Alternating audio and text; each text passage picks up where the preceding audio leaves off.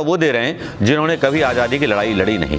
मजे की बात यह है, शादी पर ज्ञान वो दे रहे हैं जो अपनी बीवी का बोझ संभाल नहीं पाए। मजे ही मजे हैं, आश्चर्य ही आश्चर्य हैं। ये हिंदुस्तान है, पहले एमपी गजब हुआ करता था, अब पूरा हिंदुस्तान गजब होता जा रहा है।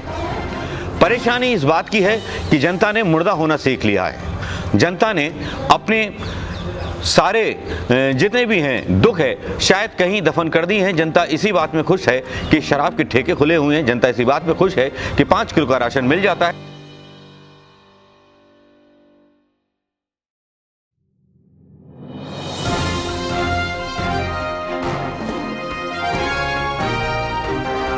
दोस्तों, मुद्दे की बात कहें तो मुद्दे की बात शायद कहीं पीछे छूट गई है। शायद सोशल मीडिया के उस दौर में जहां पर सच्ची खबरों को देखना और झूठी खबरों की पोल खोलना एक तरह से शान की बात समझी जाती है, लेकिन राष्ट्रीय चैनलों का क्या करें?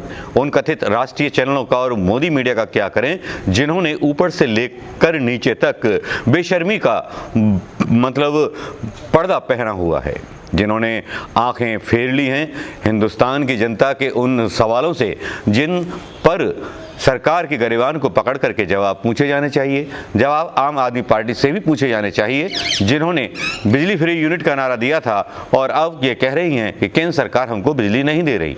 ठीक उसी तरह से अरविंद केजरीवाल भी बोलते थे कि उपराज्यपाल के हाथ में सारी शक्तियाँ हैं, मेरे हाथ में कोई शक्ति नहीं। एक तरह से जनता के साथ ये धोखा है। अब इसी तरह के धोखे जनता के साथ पहले भी होते रहे। अरविंद केजरीवाल अगर कोई नया धोखा दे रहे हैं या उनकी पार्टी के नेता झूठ बोल रहे हैं तो जाहिर बात है वो आज की पीढ़ी के, आज के दौर के नेताओं से झूठ बोलना सीखे होंगे।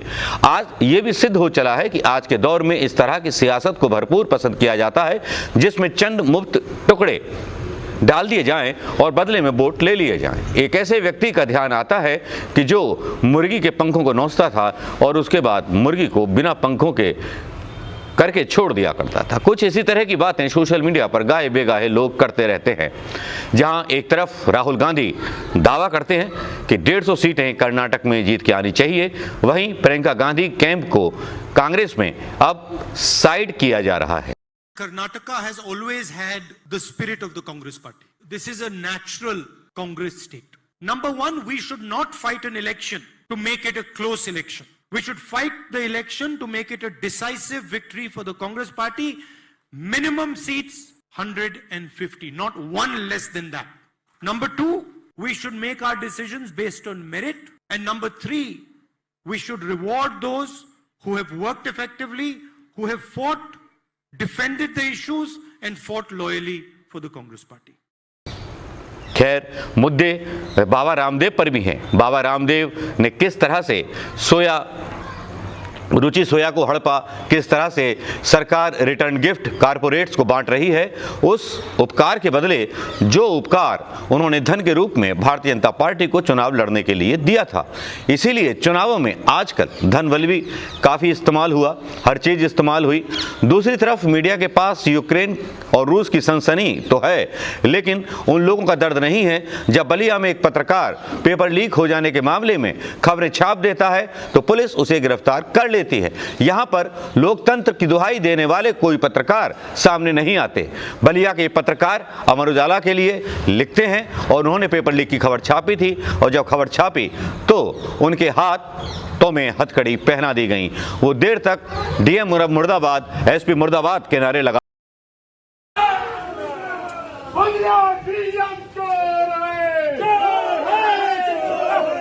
बलिया एसपी गुंडा है, गुंडा है, गुंडा है। बलिया डीएम चोर है, चोर है, चोर है। बलिया डीएम नकलखोर है, नकलखोर है। बलिया प्रशासन मुर्दाबाद, मुर्दाबाद, मुर्दाबाद। बलिया प्रशासन मुर्दाबाद, मुर्दाबाद, मुर्दाबाद। बलिया डीएम मुर्दाबाद, मुर्दाबाद, मुर्दाबाद। बलिया डीएम मुर्दाबाद, मुर्दाबाद, मुर्दाबाद। बलिया एसपी मुर्दाबाद, मुर्दाबाद, मुर्दाबाद। बलिया एसपी मुर्दाबाद, मुर्दाबाद, मुर्दाबाद।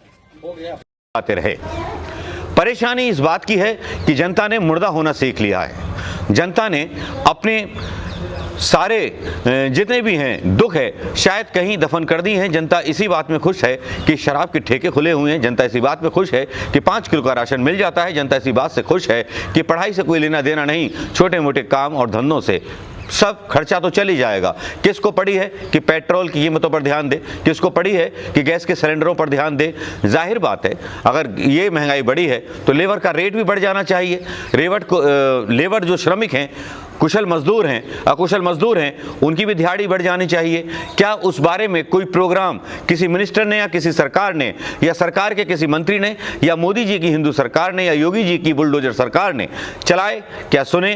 क्या इस तरह से कभी आपने सुना कि व्यापम जैसा एक कांड होता है मध्य प्रदेश में, जहां पर सिंधिया जी, ज्योतिरादित्य सिंधिया जी के करीबी एक नेता के बेटे के स्कूल में वो पेपर लीक होते हैं, षड्यंत्र होता है, दिग्विजय सिंह आरोप लगाते हैं, लेकिन क्या कोई खबर चली? क्या दरबार में किसी पर कोई कानाफूसी हुई? क्या कांग्रेस जो आरोप लगाती है बाबा रामदेव पर कि जिन्होंने रुचि सोया में सरकार के साथ मिलकर के गड़बड़ की, जो कांग्रेस आरोप लगाती है राफेल के मामले में, जो कांग्रेस जो है बार बार बीजेपी को घेरती है, क्या कभी कांग्रेस ने इसके खिलाफ सुप्रीम कोर्ट में जाने की कोशिश की? अगर की तो कितनी कोशिश वो कामयाब हुई और कितनी नाकामयाब हुई? क्या किसी मीडिया ने बताया कि राजस्थान के मुख्यमंत्री, एक शिक्षा मंत्री एक बिल लाते हैं और वो कोचिंग सेंटर्स को पेपर लीक के बारे में दोषी ठहराते हैं? क्या इस बारे में उनकी नैतिकता पर किसी ने जिंदाबाद बोला, या कांग्रेस हमेशा की तरह गांधी और नेहरू की कांग्रेस बनकर बस गालियां खाने के लिए आगे आएगी? मजे की बात तो यह है, राष्ट्रवाद का नारा वो दे रहे हैं जिन्होंने कभी आज़ादी की लड़ाई लड़ी नहीं। मजे की बात यह है, शादी पर ज्ञान वो दे रहे हैं जो अपनी बीवी का बोझ संभाल नहीं पाए।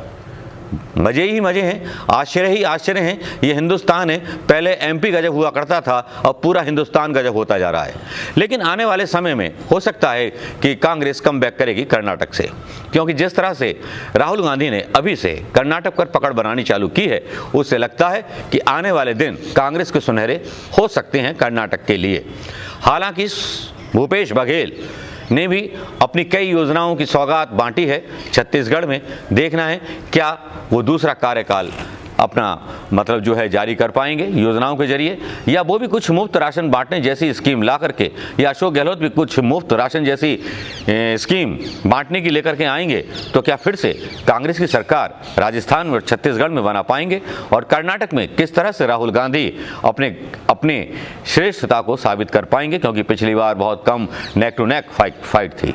इस बार क्या राहुल गांधी वाकई में कुछ कमाल कर पाएंगे, या बाबा रामदेव से उनकी कोई दाढ़ी पकड़कर या मूंछ पकड़ करके बस यही सवाल करेगा कि आपने 2014 में ये बोला था, और जब पत्रकार उनसे पूछेगा तो मेरी क्या पाड़ लेगा? तो सुन करके लगता है कि देश में लोकतंत्र और सभ्यता नाम की चीज़ नहीं है।